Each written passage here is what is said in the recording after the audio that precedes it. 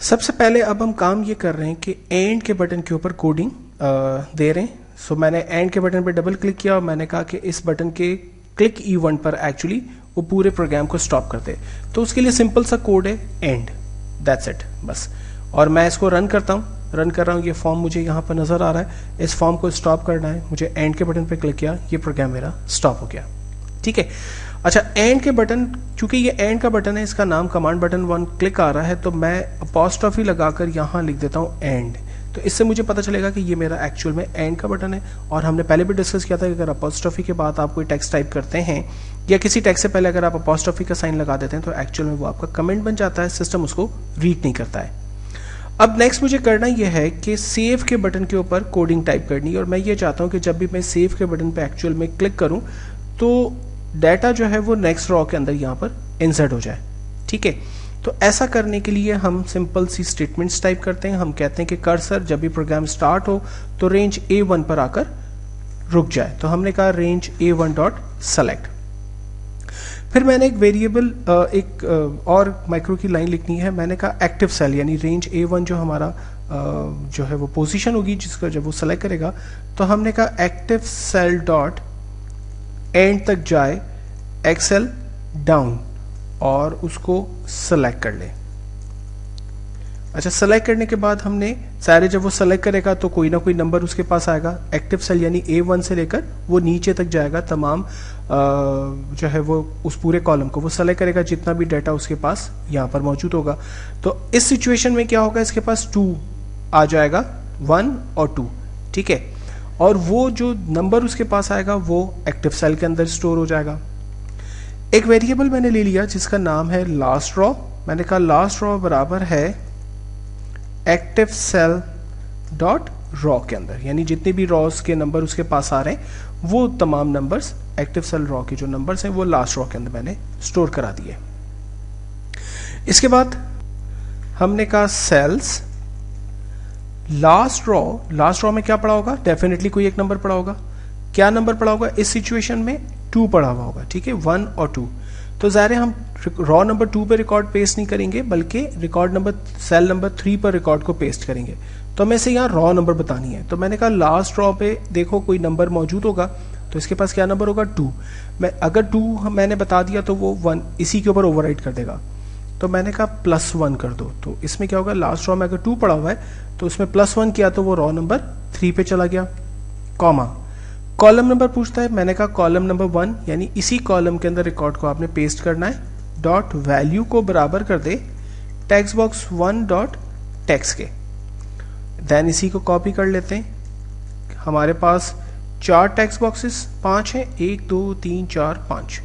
सो मैंने पांचों text box के लिए यहाँ पर 5 दफ़ा उसे पेस्ट कर दिया। मैंने कहा सेल लास्ट रॉ +1 के अंदर वैल्यू पेस्ट करे टेक्स्ट बॉक्स 1 की, देन 2 3 4 और 5, और यहाँ पर कॉलम चेंज कर देंगे आपकी बार, कॉलम 2 कॉलम 3 कॉलम 4 और कॉलम 5। सो ये हमारे पांचों रॉस का डाटा, पांचों टेक्स्ट बॉक्स का डाटा इन पांचों कॉलम के अंदर सेव हो जाएगा।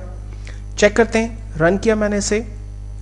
ID नंबर 2 और सपोज करें फुल नेम है फाहद अमीन, डिपार्टमेंट है इनका IT, सैलरी है लेट्स सपोज 10,000, इनका ID है फाहद अमीन @yahoo.com। और अभी हमने मेल और फीमेल से और ट्रांसपोर्ट से रिलेटेड कोई एक्टिविटी नहीं की है, तो इसलिए मैं उसे सेलेक्ट कर भी लूँ तो कोई फ़र्क नहीं पड़ता। सिंपली सेव के बटन पे क्लिक करते हैं और देखते हैं कि रिकॉर्ड सेव हुआ।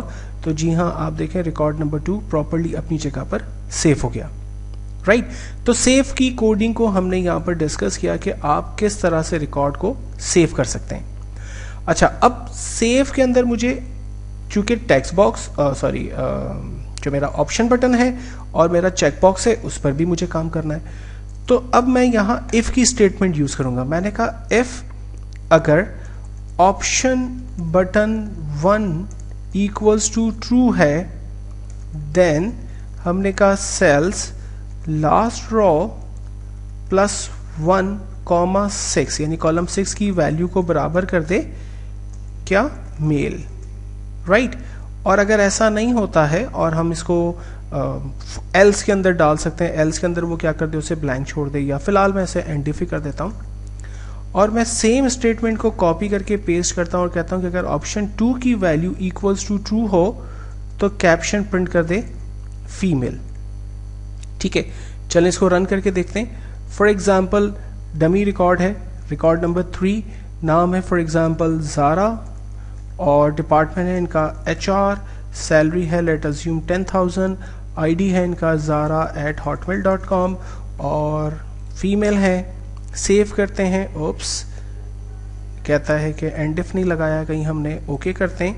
सो यस एंड इफ, सिर्फ हमने एंड लिख दिया था, एंड इफ नहीं लगाया था। सो मैंने इसको रन किया, ग्रेट, ये देखें यहाँ पर फीमेल डाटा जो है वो इंसर्ट हो गया। ठीक है, और इसी तरह से अब ट्रांसपोर्ट में अब हम करके देख लेंगे कि अगर चेक हो तो यहाँ ट्रांसपोर्ट में यस लगा दे वरना नो लिख दे।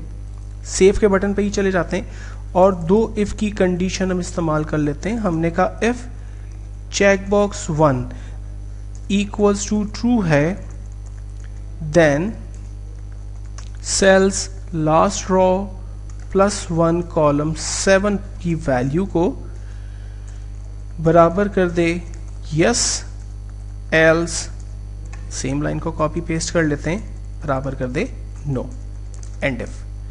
ठीक है जी। अच्छा, मुझे कैसे पता चल रहा है कि इसका नाम चेकबॉक्स है, इसका नाम क्या है? तो आप देखें कि हमने पहले भी डिस्कस किया था, जब हम फॉर्म क्रिएट करते हैं अपने, तो हर फॉर्म के जो ऑब्जेक्ट्स हम क्रिएट कर रहे होते हैं उसके नाम आ रहे हैं। देखें टेक्स्ट बॉक्स 1 है, ये 2 है, 3 है, ये हमारा ऑप्शन बटन 1 है, ऑप्शन बटन 2 है, ये हमारा चेकबॉक्स 1 है, 2 है, ये हमारा कमांड बटन है, ये हमारी इमेज 1 है। ठीक है, तो हर एक के नाम आपको यहाँ पर नजर आ रहे हैं, तो उन्हीं नामों को मैं यूज कर रहा हूँ। आप अगर बिगनिंग लेवल पे काम कर रहे हैं तो आपको यहाँ पर ऑब्जेक्ट्स जो आपने क्रिएट किए हैं अपने फॉर्म पे वो सब यहाँ नजर भी आ रहे हैं, तो आपको अंदाजा भी हो सकेगा। ऑप्शन बटन भी है और हमारे पास चेक बॉक्सेस भी हैं। तो हमने कहा अगर चेकबॉक्स 1 अगर ट्रू है तो कॉलम 7 पे प्रिंट कर दें यस, वरना प्रिंट कर दें नो। और हमने कहा कि सपोज चेकबॉक्स 2 अगर ट्रू है तो प्रिंट कर दे यस, वरना प्रिंट कर दे नो, कॉलम नंबर 8 कर देंगे, राइट। और अब हम इस पूरे प्रोग्राम को रन करते हैं। अब की बार फॉर एग्जांपल एम्प्लॉई है हमारे 4, नाम है उनका जुबैर अहमद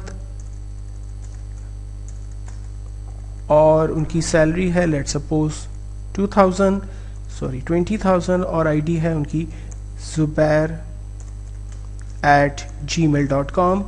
मेल है, ट्रांसपोर्ट भी है उनके पास और वो मैरिड भी हैं। चले मैरिड का चेक हटाते हैं, देखते हैं कि नो आ रहा है या नहीं आ रहा, एंड देन फाइनली सेव करते हैं। ग्रेट, आईडी 4 भी आ गई, जुबैर अहमद 20,000, ईमेल आईडी आ गई, जेंडर आ गया और ट्रांसपोर्ट है और मैरिड नहीं है। ठीक है, अब इसी को आगे लेके चलेंगे। मिसाल के तौर पर जब मैं रिकॉर्ड को सेव कर दूं प्रॉपर्ली तो मेरे ये तमाम टेक्स्ट बॉक्स और ऑप्शन बटन ये सारे ब्लैंक हो जाने चाहिए और जो है वो मैं नए रिकॉर्ड को इंसर्ट कर सकूं।